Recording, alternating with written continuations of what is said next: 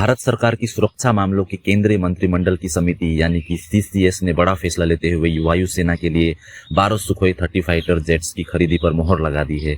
रक्षा मंत्रालय ने Hindustan aeronautics limited यानी कि HAL के साथ में 13,500 करोड़ रुपए की डील भी साइन कर ली। इन जेट का उत्पादन रूसी लाइसेंस के तहत भारत में होगा। रक्षा मंत्रालय की तरफ से जारी किए गए बयान में कहा गया कि इन जेट का उत्पादन HAL की नासिक की फैक्ट्री में किया जाएगा और इसमें स्वदेशीकरण का हिस्सा 62.6% होगा। इस फैक्ट्री में पहले मिग और उसके बाद रूस से लाइसेंस के तहत सुखोई 30 MKI फाइटर जेट्स का उत्पादन हो चुका है।